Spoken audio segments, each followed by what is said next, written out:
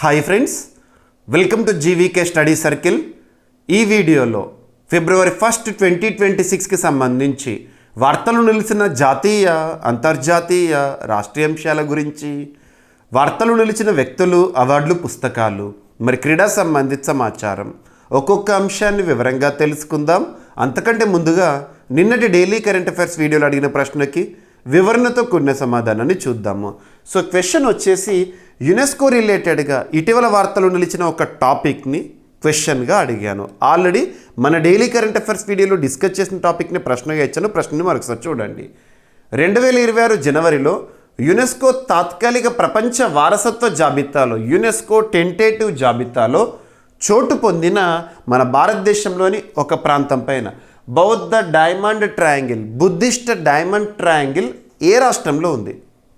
ఆ 3 స్థలాల పేర్లేంటి? ట్రయాంగిల్ అంటున్నాను కదా, ఆ ట్రయాంగిల్లో ఆ 3 స్థలాల పేర్లేంటి? అభ్యర్థులు ఒక విషయాన్ని గుర్తుపెట్టుకోండి. రానున్న ఏ పోటీ పరీక్షనా, ఏ స్థాయి పోటీ పరీక్షనా యునెస్కో రిలేటెడ్గా తప్పనిసరిగా ప్రశ్నలను ఎక్స్పెక్ట్ చేసి తీరాల్సిందే. కారణం ఏంటంటే రెగ్యులర్గా రిపీటెడ్గా మనకు వార్తల్లో కనిపిస్తున్న అంశాల్లో యునెస్కో చాలాసార్లు ఉంటుంది. అలాంటి యునెస్కోకి సంబంధించి మనం చాలా జాబితాలు చూస్తూ ఉంటాం. అవేంటో తెలుసుకునే ముందు ఫస్ట్ బేసిక్ థింగ్స్, ఏదైనా ఒక అంతర్జాతీయ సంస్థను మనం వార్తల్లో చూస్తున్నాము అంటే ఆ అంతర్జాతీయ సంస్థకి సంబంధించిన కొన్ని బేసిక్ పాయింట్స్ ఖచ్చితంగా గుర్తుపెట్టుకోవాలి. ఇక్కడ ఏమంటున్నాను? UNESCO, United Nations educational, scientific, cultural organisation, UNESCO. ఈ అంతర్జాతీయ సంస్థ యునెస్కో అనే సంస్థ ఐక్యరాజ్య సమితికి అనుబంధంగా పనిచేస్తుంది.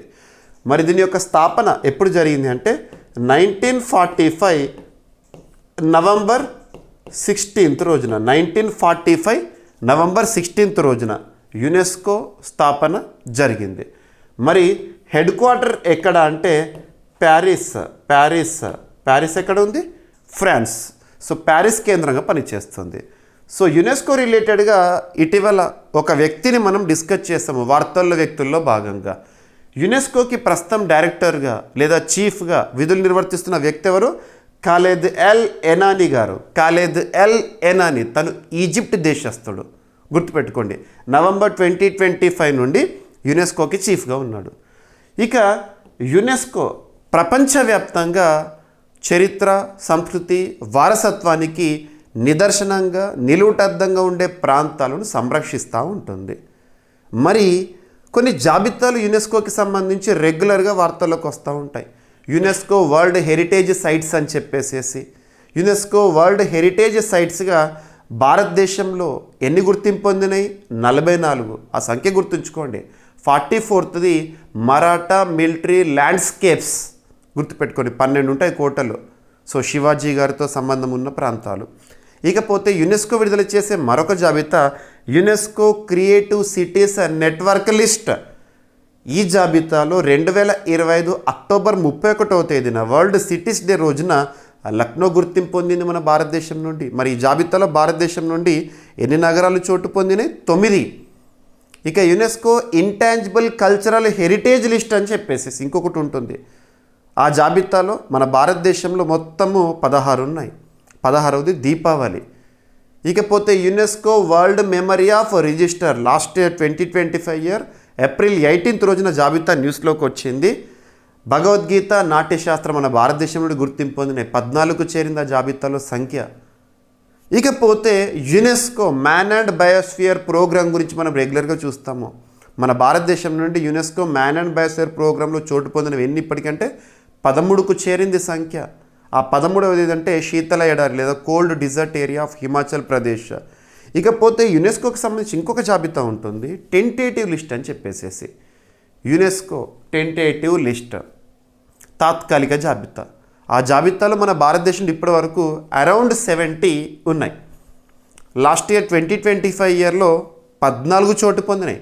ఆ 14 గురించి కూడా మనం రీసెంట్గా జనవరి 29 డైలీ కరెంట్ అఫైర్స్ వీడియోలో ఈ టాపిక్ని డిస్కస్ చేసినప్పుడు చెప్పాను. ఆ 14 గుర్తుపెట్టుకోండి. దాంతోపాటు ఇప్పుడు వార్తల్లోకి వచ్చిన బుద్ధిస్ట్ డైమండ్ ట్రయాంగిల్ గురించి చూడండి.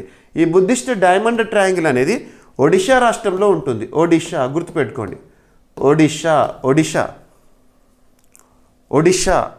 రాష్ట్రంలోని జాజ్పూర్ కటక్ డిస్టిక్లో ఈ బుద్ధిస్ట్ డైమండ్ ట్రయాంగిల్ ఆ ఏరియాస్ అనేవి ఉన్నాయి. ఆ 3 ప్రాంతాలు ఈ ట్రయాంగిల్ ఏముంటాయంటే లలితగిరి, ఉదయగిరి, రత్నగిరి. లలితగిరి, ఉదయగిరి, రత్నగిరి. ఈ బుద్ధిస్ట్ డైమండ్ ట్రయాంగిల్ ఏ మతంతో సంబంధం ఉంది? బౌద్ధ మతంతో సంబంధం ఉన్న ఒక హిస్టారికల్ ప్లేస్. గుర్తుపెట్టుకోండి, ఎగ్జామినేషన్ పాయింట్ ఆఫ్ వ్యూలో అడగవచ్చు. ఇక టెంటేటివ్ లిస్ట్ అంటే ఏంటంటే ఏవైతే టెంటేటివ్ జాబితాలో చోటు పొందుతాయో భవిష్యత్ కాలంలో రానున్న కాలంలో వాటికే వరల్డ్ హెరిటేజ్ సైట్ అనే ట్యాగ్ వచ్చే అవకాశం ఉంటుంది. గుర్తుంచుకోండి, ఓకేనా? సో యునెస్కోకి సంబంధించి ఇక డైరెక్ట్ చూడండి, ఒడిషా రాష్ట్రంలో బుద్ధిస్ట్ డైమండ్ ట్రయాంగిల్ ఉంది. ఆ బుద్ధిస్ట్ డైమండ్ ట్రయాంగిల్లో 3 ప్రాంతాలు బౌద్ధ మతంతో సంబంధం ఉన్న ప్రాంతాలు లలితగిరి, ఉదయగిరి, రత్నగిరి. ఎనఫ్. సో ఈ విధంగా చూడండి. ఇక మీకు ఎలాగూ ప్రతి టాపిక్ని కూడా ఎక్స్ప్లెయిన్ చేసిన తర్వాత స్క్రిప్ట్ అనేది ఇస్తున్నాను. సో స్క్రిప్ట్ చూడండి, వీడియో చూసాక స్క్రిప్ట్ చూడండి. సో లలితగిరి, ఉదయగిరి, రత్నగిరి, జాజ్పూర్, కటక్ ఈ డిస్టిక్స్లో ఉన్నాయి. గుర్తుంచుకోండి. ఇక ఒడిషా రాష్ట్రం అనగానే మనకు చాలా హిస్టారికల్ ఇంపార్టెన్స్ ఉన్న ప్లేసెస్ చూస్తూ ఉంటాం. కోనార్క్ సన్ టెంపుల్, కోనార్క్ సూర్య దేవాలయం, బ్లాక్ పగోడా అంటాము. Puri Jagannath temple, white pagoda కానివ్వండి, ఇటువంటివి. ఓకేనా?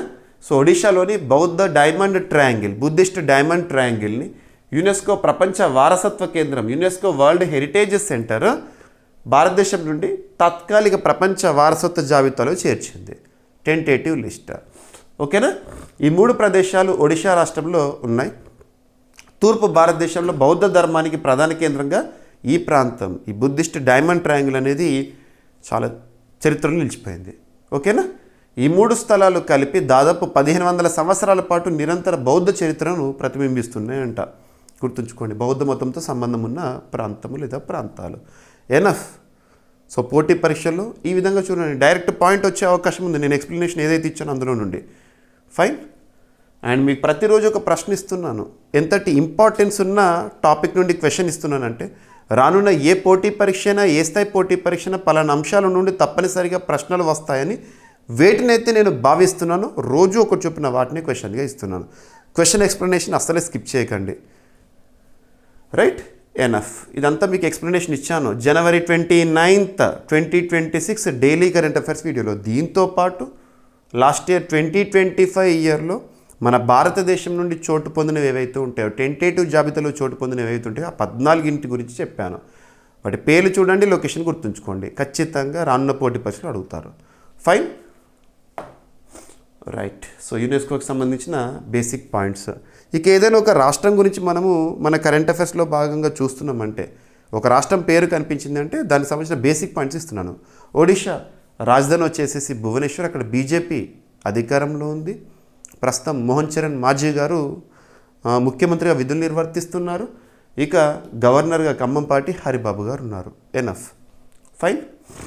ఇక భారతదేశం నుండి ఇప్పటి వరకు యునెస్కో ప్రపంచ వారసత్వ జాబితాలో వరల్డ్ హెరిటేజ్ సైట్స్ లిస్టులో 44 చోటు పొందినాయి. ఎనఫ్. ఇక నెక్స్ట్ వచ్చేసేసి ఈరోజు February 1st, 2026 ప్రత్యేకత ఏంటి? Indian coast guard rising day. కొన్ని ఇంపార్టెన్స్ ఉన్న డేస్ గురించి పోటీ పరీక్షల్లో ఖచ్చితంగా ప్రశ్న అడుగుతారు. ఇంపార్టెన్స్ ఉన్న డేస్ గురించి అంటున్నాను. ఇక్కడ అబ్జర్వ్ చేస్తే ఉదాహరణకి నిన్న డే ఇంపార్టెన్స్ చెప్పండి సార్ అని అడిగారు అనుకోండి, జాతీయ మహిళా కమిషన్ స్థాపన దినోత్సవం, ఇలా కూడా లింక్ చేసుకోవచ్చు. ఇక ఈరోజు మన రక్షణ బలగాల్లో ఒకటైన కోస్ట్ గార్డ్ తీర గస్తీ దళం యొక్క రైజింగ్ డే, ప్రారంభ దినోత్సవం. ఇక రేపటి రోజు చెప్తే వరల్డ్ వెట్లాండ్స్ డే. అలా డేస్ అండ్ థీమ్స్ పైన ఎగ్జామినేషన్ పాయింట్ ఆఫ్ వ్యూలో ఖచ్చితంగా ప్రశ్నలు వస్తాయి. ఇక రక్షణ బలగాల్లో ఒకటి అంటున్నాను, ఐసీజీ ఇండియన్ కోస్ట్ గార్డ్ ఎప్పుడు స్థాపన జరిగింది? February 1st, 1977. మన ఇండియా అనేది పెనిన్సులా, భారతదేశం ఒక ద్వీపకల్పం. 3 వైపులా కూడా సముద్ర సరిహద్దు అనేది ఉంది.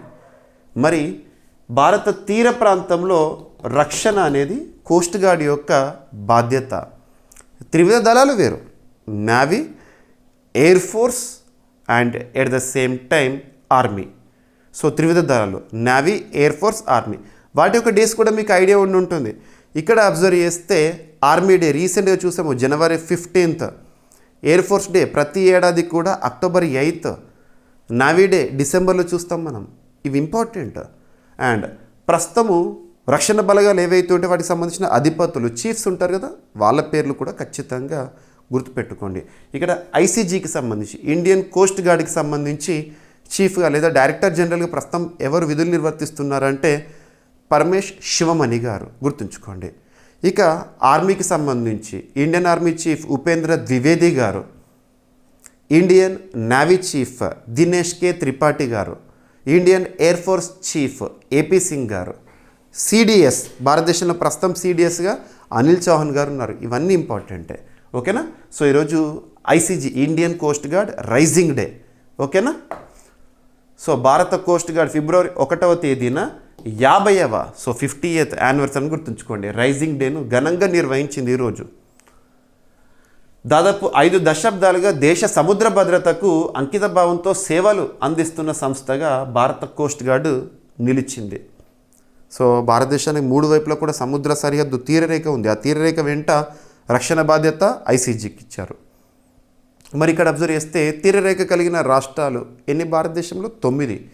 గుజరాత్, మహారాష్ట్ర, గోవా, కర్ణాటక, కేరళ, తమిళనాడు, ఆంధ్రప్రదేశ్, ఒడిషా, వెస్ట్ బెంగాల్. గుర్తుంచుకోండి, ఈ తీర ప్రాంతంలో రక్షణ వీరు చూసుకుంటారు ఐసీజీ. ఓకేనా? 1977లో కేవలం 7 ఉపరితల నౌకలతో ప్రారంభమైన భారత coast guard, Indian coast guard కాలక్రమంలో శక్తివంతమైన సముద్ర భద్రతా దళంగా అభివృద్ధి చెందింది. ప్రస్తుతం భారత కోస్ట్ గార్డ్ వద్ద సుమారు 155 నౌకలు మరియు 80 విమానాలు ఉన్నాయి.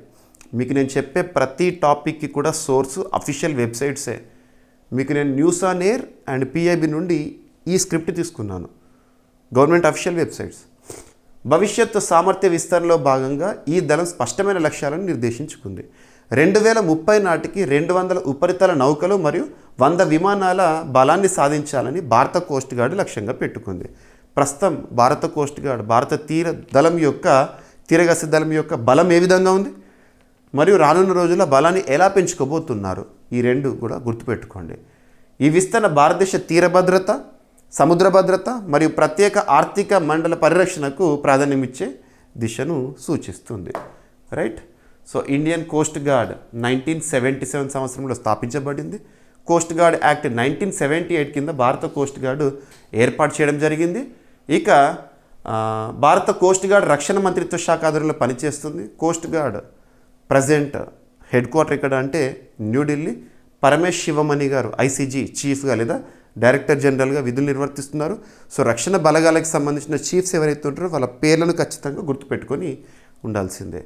సముద్ర చట్టాల అమలు, సెర్చ్ అండ్ రెస్క్యూ కార్యకలాపాలు, సముద్ర పర్యావరణ పరిరక్షణ, తీర భద్రత భారత కోస్ట్ గార్డ్ ప్రధాన లక్ష్యాలు. సో కోస్ట్ గార్డ్ యొక్క ఉద్దేశం ఎందుకోసం ఏర్పడింది కోస్ట్ గార్డ్ అంటే ఇది. ఓకేనా? సరిపోతుంది, ఎనఫ్. ఎగ్జామినేషన్ పాయింట్ ఆఫ్ వ్యూలో అడగవచ్చు. ఓకేనా? ఇక నెక్స్ట్ వచ్చేసేసి ఫిబ్రవరి 1 ఈ రోజు యొక్క ప్రత్యేకత మీకు చెప్పాను, ఐసీజీ డే అని చెప్పేసేసి. నిన్నటి రోజున మనము అంగరంగ వైభవంగా ఒక స్థాపనా దినోత్సవాన్ని సెలబ్రేట్ చేసుకున్నాము. దేనికి సంబంధించి అంటే భారతదేశంలో పనిచేస్తున్న ఒక చట్టబద్ధ సంస్థ గురించి, స్టాచ్యుటరీ బాడీ గురించి. మనం ఇండియన్ పాలిటీ కోర్సులో భాగంగా ఇండియన్ పాలిటీ నేర్చుకునేటప్పుడు కొన్ని రాజ్యాంగబద్ధ సంస్థల గురించి, కొన్ని చట్టబద్ధ సంస్థల గురించి నేర్చుకుంటాము. రాజ్యాంగబద్ధ సంస్థ, కాన్స్టిట్యూషనల్ బాడీ అంటే ఏంటి?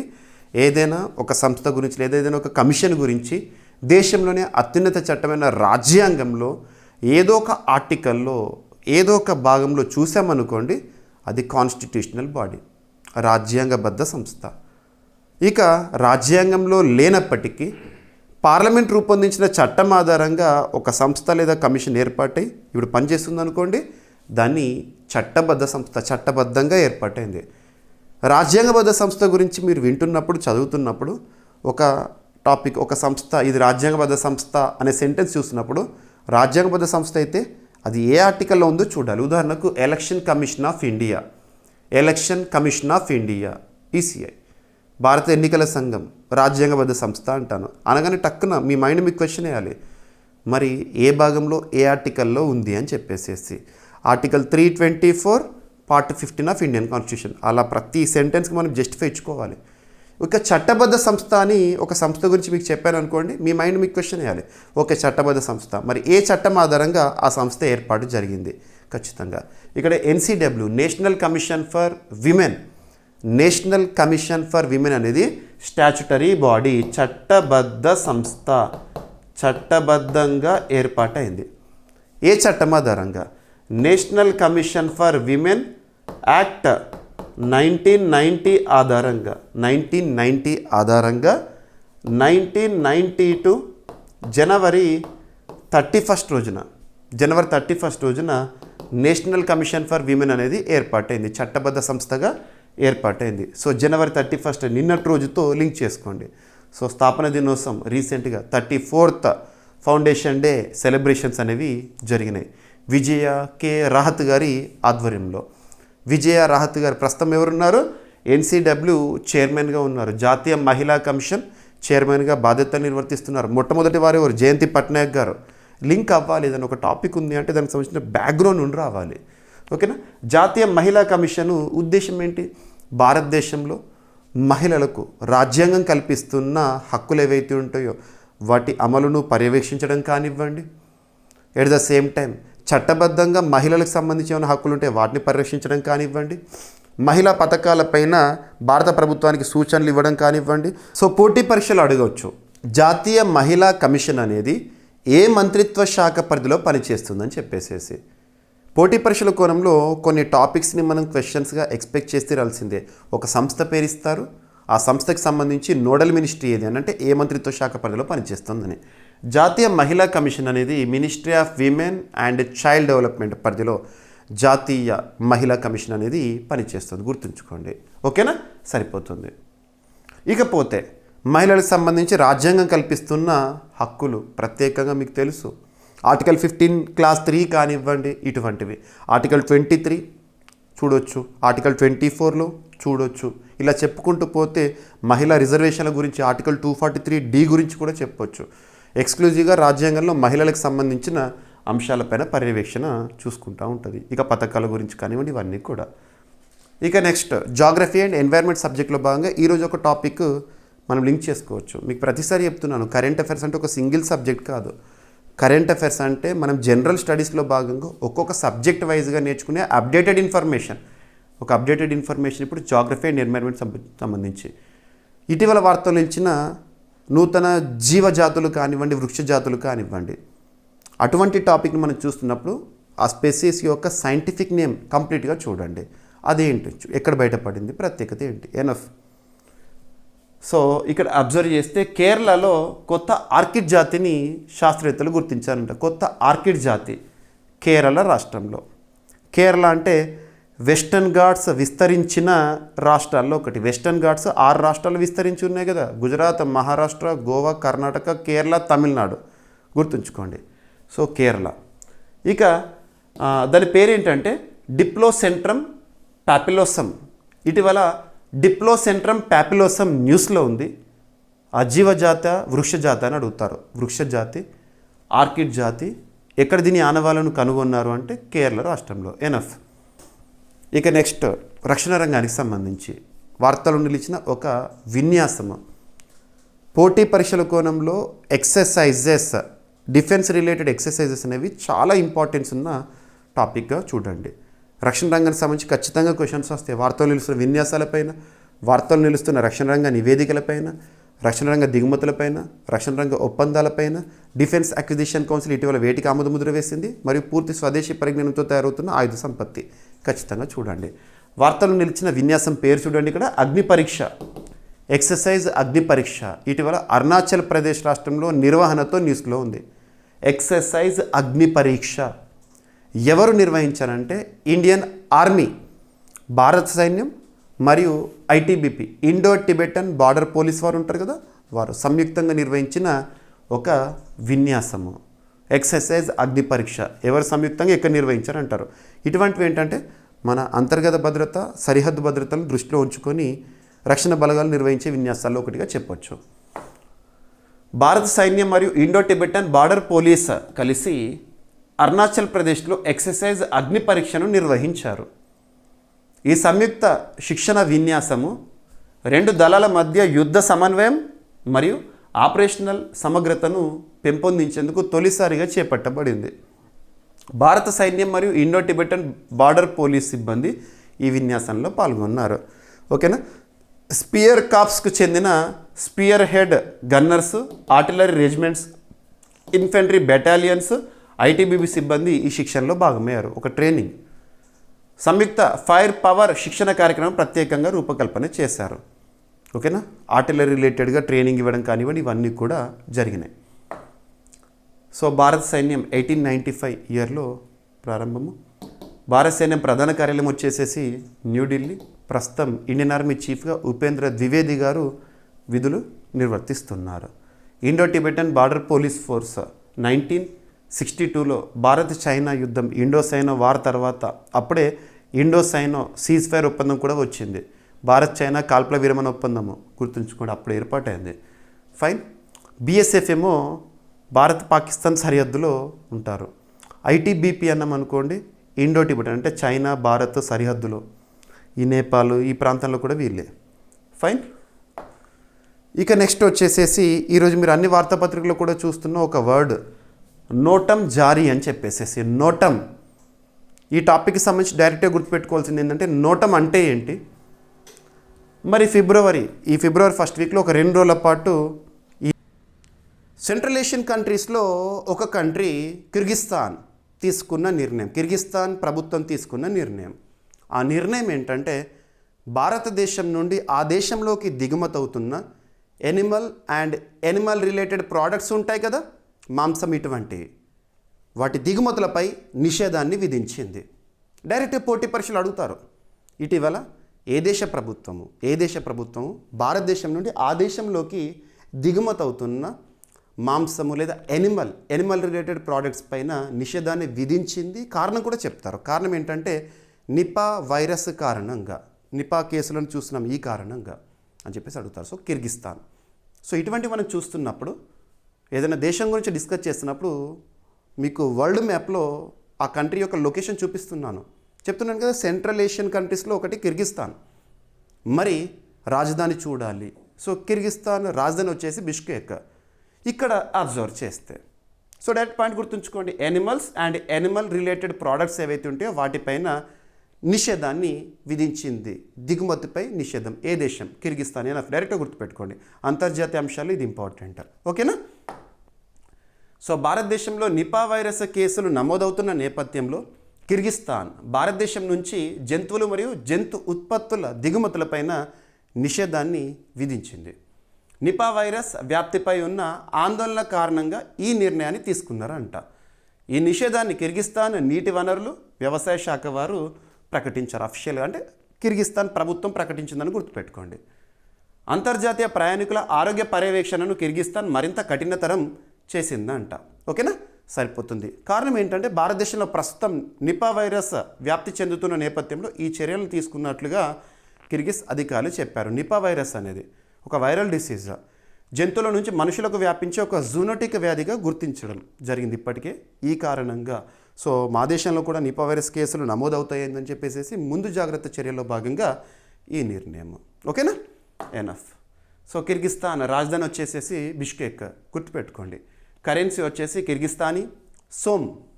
ఏదైనా ఒక దేశం గురించి చూస్తున్నప్పుడు స్టాటిక్ పాయింట్స్ని చూడండి. ఓకేనా, ఇలా మీకు ప్రతి టాపిక్ని చెప్తున్నాను. అక్కడ ప్రస్తుతం అధ్యక్షుడిగా ఆ దేశాధినేతగా ఎవరున్నారంటే సాదిర్ జపరోవ్ గారు విధులు నిర్వర్తిస్తున్నారు. ఇక మనం నిపా వైరస్ కారణంగా అని చెప్తున్నాను కదా, నిపా వైరస్ గురించి కొన్ని స్టాటిక్ పాయింట్స్ చూడండి. నిపా వైరస్ని మొదటగా 1998లో మలేషియాలో గుర్తించారు. ఇక భారతదేశంలో మొట్టమొదటి నిపా కేసుని ఏ రాష్ట్రంలో గుర్తించారంటే కేరళ. వాస్తవం చూడండి, ఏమైనా కొత్త రకమైన వ్యాధులని మనం భారతదేశంలో ఏదైనా అవుట్ బ్రేక్ చూస్తున్నాము, మొదటి కేసు నమోదవుతుంది అనగానే మనకు కేరళను గుర్తొస్తుంది. అలా గతంలో కరోనా కానివ్వండి, ఇటువంటివి చాలా. ఓకేనా, భారతదేశంలో నిపా వైరస్ వ్యాప్తి ప్రధానంగా కేరళ రాష్ట్రంలో నమోదైంది. జూనోటిక్ వ్యాధులు అంటే ఏంటంటే జంతువుల నుంచి మనుషులకు వ్యాపించే వ్యాధులు, జూనోటిక్.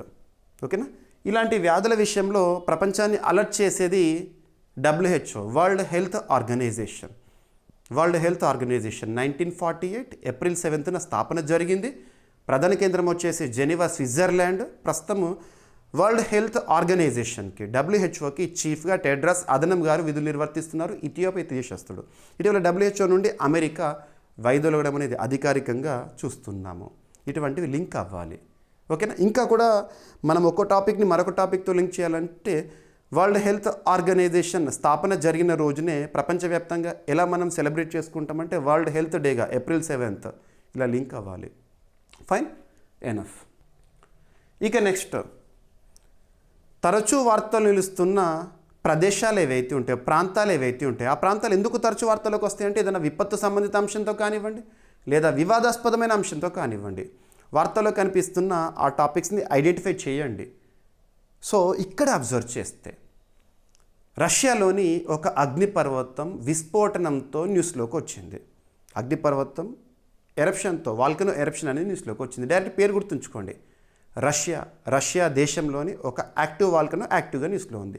షివలిచ్ వాల్కనో మనం గతంలో కూడా చూసాము. షివలిచ్ అగ్నిపర్వతం ఇటీవల వార్తల్లో ఉంది. అది ఏ దేశంలో? రష్యా. ఇక అగ్నిపర్వతాలు అంటేనే మనకి ఎక్కువగా ఇండోనేషియా వార్తల్లోకి వస్తుంది. పసిఫిక్ రింగ్ ఆఫ్ ఫైర్ ప్రాంతంలోని దేశాలు ఇండోనేషియా ఒకటి. సో ఇటీవల కాలంలో మనం డిస్కస్ చేసిన వాల్కనోస్ అన్నింటిని కూడా ఒకసారి లింక్ చేసుకోండి. ఓకేనా. ఇప్పుడేమో షివలిచ్ అగ్నిపర్వతము న్యూస్లో ఉంది వాల్కనో ఎరప్షన్తో. సో షివలిచ్ వాల్కనో ఎక్కడ? రష్యా. ఓకేనా. రష్యాలో అత్యంత విస్ఫోటక స్వభావం కలిగిన అగ్నిపర్వతాల్లో ఒకటైన షివలిచ్ అగ్నిపర్వతం 2 సార్లు విస్ఫోటనం చెందిందంట విపత్తు సంబంధిత అంశంతో. ఈ విస్ఫోటనాల సమయంలో దాదాపు పెద్ద ఎత్తున బూడిద మేఘాలు ఏర్పడము, సో విమానాల రాకపోకలకు ఏమంటాము ఆటంకం కలిగించడము జరిగిందంట. సరిపోతుంది. షివలిచ్ లేదా షివలుచ్ అగ్నిపర్వతం స్ట్రాటో వాల్కనో వర్గానికి చెందిందంట. ఏనా సరిపోతుంది. ఆ వాల్కనో గురించి ఇన్ఫర్మేషన్ ఇచ్చాను. పోటీ పరీక్ష కోణంలో డైరెక్ట్గా గుర్తుపెట్టుకోండి పాయింట్. ఓకేనా. మీకు ఇచ్చే స్క్రిప్ట్లు ఇదంతా ఇస్తాను. రష్యా రాజధాని వచ్చేసేసి మాస్కో, కరెన్సీ వచ్చేసి రష్యన్ రూబుల్, రష్యా ప్రస్తుత అధ్యక్షుడు వచ్చేసి వ్లాదిమిర్ పుటిన్. ఓకేనా. ఎనఫ్. ఇక నెక్స్ట్ వచ్చేసేసి ఒక విపత్తు గురించి డిస్కస్ చేశాం కాబట్టి భారతదేశంలో కూడా ఫారెస్ట్ ఫైర్స్ అనేవి రీసెంట్గా చాలాసార్లు వార్తలు చూస్తున్నాం. లాస్ట్ 1 వీక్ బ్యాక్ ఉత్తరాఖండ్ రాష్ట్రంలో valley of flowers national park అగ్ని ప్రమాదానికి గురైందని చెప్పేసేసి ఉత్తరాఖండ్ రాష్ట్ర ప్రభుత్వం ఇండియన్ ఎయిర్ ఫోర్స్ని సాయం అడిగిందని చెప్పేసేసి అవన్నీ చూసాము. అలా ఇప్పుడు అరుణాచల్ ప్రదేశ్ రాష్ట్రంలో ఒక వ్యాలీ, ఆ వ్యాలీ పేరు ఏంటంటే లోహిత్ వ్యాలీ. లోహిత్ వ్యాలీలో ఫారెస్ట్ ఏరియాలో ఫారెస్ట్ ఫైర్స్ సంభవించినాయి. అడవులన్నీ కాలిపోతున్నాయి. మరి ఇందులో భాగంగా ఇండియన్ ఎయిర్ ఫోర్స్ వారు అరుణాచల్ ప్రదేశ్ రాష్ట్రానికి సాయం అందిస్తున్నారు, సహాయక చర్యల్లో నిమగ్నమైనారు. ఇక్కడ ఎగ్జామినేషన్ పాయింట్ ఆఫ్ వ్యూలో ఏమడుగుతారంటే ఇటీవల అగ్ని ప్రమాదంతో వార్తల్లోకి వచ్చినాయి, లేదా అగ్ని ప్రమాద అడవులు వార్తల్లోకి వచ్చినాయి. లోహిత్ వ్యాలీ, లోహిత్ లోయ వార్తల్లో ఉంది. అది ఎక్కడ ఉంది అంటారు? అరుణాచల్ ప్రదేశ్ రాష్ట్రంలో. అరుణాచల్ ప్రదేశ్ రాష్ట్ర ప్రస్తుత ముఖ్యమంత్రిగా ఉన్నారు పెమా ఖండు గారు. ఫైన్. సో అరుణాచల్ ప్రదేశ్ రాష్ట్రం అంతర్జాతీయ సరిహద్దును కలిగిన రాష్ట్రాల్లో ఒకటి. అరుణాచల్ ప్రదేశ్ అంటే మనకు అంతర్జాతీయ సరిహద్దు టక్కున గుర్తుకు రావాల్సింది చైనానే, ఎక్కువ వివాదాస్పద ప్రాంతాలు. ఇక అరుణాచల్ ప్రదేశ్లోని లోహిత్ వ్యాలీ. సో అరుణాచల్ ప్రదేశ్లో వ్యాలీ ప్రాంతాలు కూడా ఎక్కువగా ఉంటాయి. తవాంగ్ వ్యాలీ చాలా అద్భుతము. సో అరుణాచల్ ప్రదేశ్ రాష్ట్రంలోని లోహిత్ వ్యాలీ అడవుల్లో భారీ స్థాయిలో కార్చిచ్చు చెలరేగుతోంది. లోహిత్ వ్యాలీని విస్తారమైన అటవీ ప్రాంతాలు ఈ అడవి మంటల వల్ల ప్రభావితం అవుతున్నాయి. ఓకేనా. ఇండియన్ ఎయిర్ ఫోర్స్ భారత వైమానిక దళము MI-17 V5 హెలికాప్టర్లను ఉపయోగించి ఆ వాటర్ అక్కడ చల్లార్చే కార్యక్రమాల్లో నిమగ్నమైంది. ఓకేనా. ఫైన్. లోహిత్ వ్యాలీ అని గుర్తుంచుకోండి. అరుణాచల్ ప్రదేశ్ రాష్ట్ర రాజధాని ఈటానగర్. రాష్ట్ర ముఖ్యమంత్రి ప్రస్తుతం పెమా ఖండు గారు ఉన్నారు. అరుణాచల్ ప్రదేశ్ రాష్ట్ర గవర్నర్ వచ్చేసేసి లెఫ్టినెంట్ జనరల్ KT పర్నాయక్ గారు విధులు నిర్వర్తిస్తున్నారు. లోహిత్ వ్యాలీ తూర్పు అరుణాచల్ ప్రదేశ్లో ఉంది. లోహిత్ నది పేరుపై నామకరణం చేయబడింది. లోహిత్ రివర్ అంటే అరుణాచల్ ప్రదేశ్ గుర్తుకు రావాలి. లోహిత్ రివర్ అనేది బ్రహ్మపుత్ర అనేది భారతదేశంలో అతిపెద్ద నది బ్రహ్మపుత్ర, దానికి ఉపనది లోహిత్. ఓకేనా. ఇండియన్ ఎయిర్ ఫోర్స్ 1932 ఇయర్లో స్థాపన జరిగింది. ఫైన్. ఇక నెక్స్ట్ మొట్టమొదటి, తొలి, అతిపెద్ద, అతి చిన్న, అతి పొడవైన ఇలాంటి ప్రత్యేక పదాలతో కూడిన కరెంట్ అఫైర్స్ సూపర్లేటివ్స్ అని చెప్తున్నాను. సో ఈరోజు చాలా టాపిక్స్ మనం చూస్తున్నాం. ఇక్కడ అబ్జర్వ్ చేస్తే తమిళనాడు కూడా అలాంటి ఒక టాపిక్తో న్యూస్లో ఉంది. సో తమిళనాడులో national ship building and heavy industries park స్థాపన జరిగింది. భారతదేశంలోనే మొట్టమొదటి national ship building and heavy industries park ఇటీవల వార్తల్లో ఉంది. ఎక్కడంటే తమిళనాడు రాష్ట్రంలోని తూత్తుకుడి జిల్లాలో. తూత్తుకుడి జిల్లా కులశేఖరపట్టణం రెగ్యులర్గా న్యూస్లోకి వస్తుంది. అక్కడ ఒక లాంచ్ ప్యాడ్ నిర్మాణం గురించి ఇస్రోకి సంబంధించి మనం గతంలో చూసాము. ఓకేనా? సో ఇక్కడ అబ్జర్వ్ చేస్తే భారతదేశంలో ప్రస్తుతం ministry of ports, shipping, waterways concerned మినిస్టర్గా ఎవరు విధులు నిర్వర్తిస్తున్నారంటే సర్బానంద సోనోవాల్ గారు. సో భారత ప్రభుత్వం, తమిళనాడు రాష్ట్ర ప్రభుత్వము సహకారంతో ఈ నిర్మాణం అనేది పూర్తయింది. తమిళనాడు రాష్ట్రంలో ప్రస్తుతం డిఎంకే అధికారంలో ఉంది. ఎంకే స్టాలిన్ గారు ముఖ్యమంత్రిగా విధులు నిర్వర్తిస్తున్నారు. అక్కడ ఆర్ఎన్ రవి గారు గవర్నర్గా ఉన్నారు.